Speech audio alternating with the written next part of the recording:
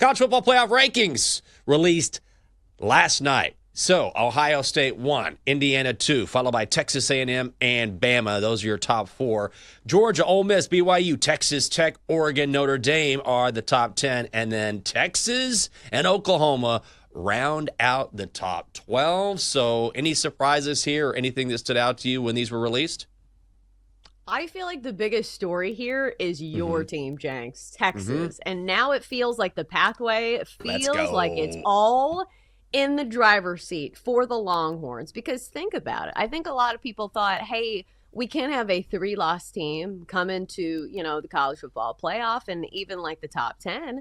But I feel like there's a pathway for Texas to do so because they're standing there at number 11 and they have a really tough schedule to end the year. So they go on the road to Georgia, then they finish the season at home against Texas A&M, and those are, 2 teams that are both in the top 5. So I think from the college football playoff rankings, we can tell like the strategy that the college football playoff committee is using, where they are not punishing those teams for those tough non-conference games that they have scheduled in an effort to keep having teams schedule those games. So you look at Texas's loss against Ohio State, who is the number 1 team, and it was the first week of the season with a new quarterback or a newish quarterback in Arch Manning, and it feels like the committee is not punishing them for that. Now you look at their loss against Florida, and you're like, well, what about that one? But it just feels like they are basing Texas ranking off like saying, hey, this is basically a 1-loss team. So, Jenks, you have to be feeling great. Yeah, I feel great right now. Feels awesome. I mean, it doesn't feel awesome at 6:06 in the morning. You feel better if it were 9:06 in the morning. But yes, I was surprised. I thought Texas would be on the outside looking in, but it's clear the committee values those high-end losses. You don't want to lose a game, but certainly if you lose to Ohio State, then that's not going to be nearly as punitive than if you lose to Kennesaw State. So, of course, that made me happy.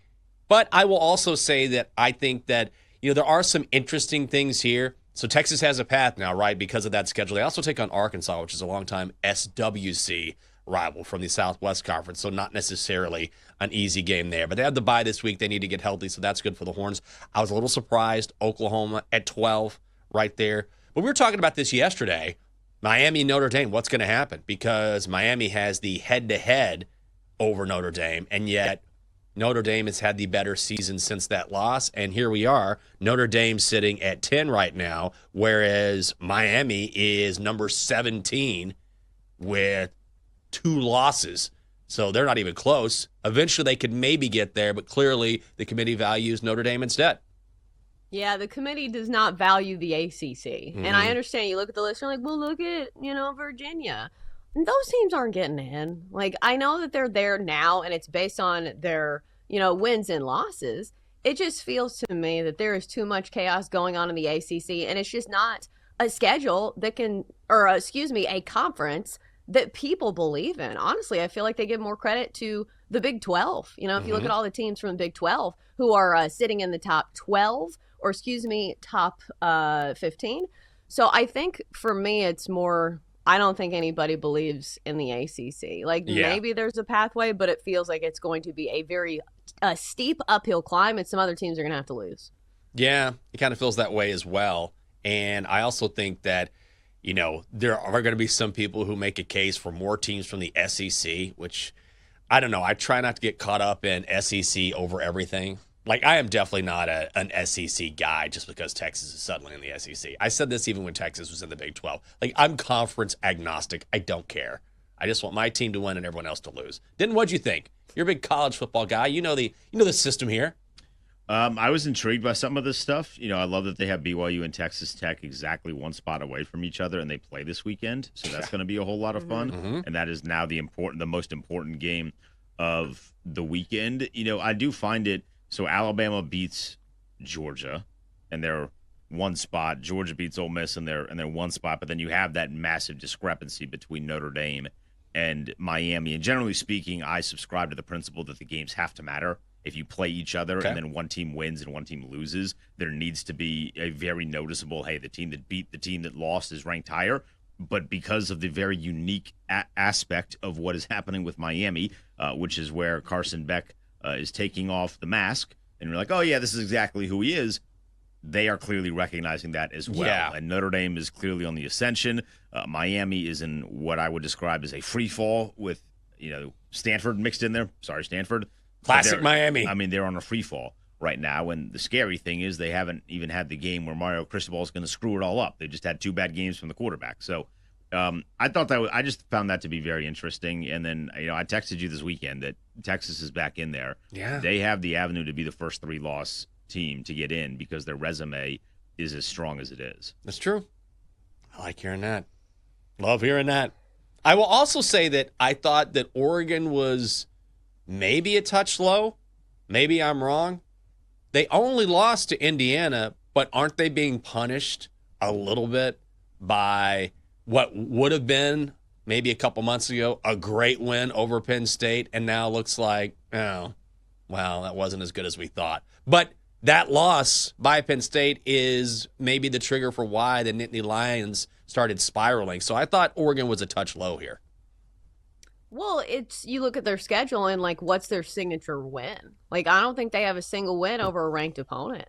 I'm looking and I'm not finding one because they lost to Indiana and that was the only ranked team who's currently still ranked on their schedule. But if you do look at the last 3 games remaining for them, okay, so they have Minnesota this week at home. Maybe not a speed bump there, but then they have number 20 USC, and then they finish the season at Washington, who is, a really tough place to play. And Oregon and Washington, if it's not a rivalry, but I do think those 2 teams are very familiar with each other, obviously both coming from the West Coast. So there could be some potential pitfalls for Oregon.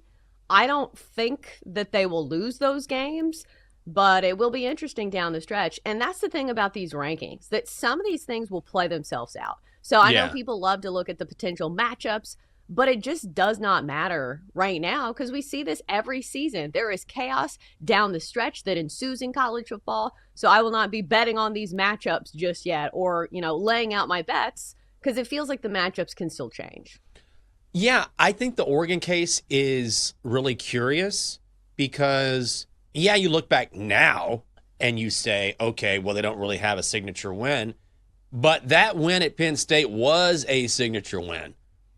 Going into Happy Valley in that environment, in a whiteout where Penn State was favored by many to win a national title, and they get that dub in overtime.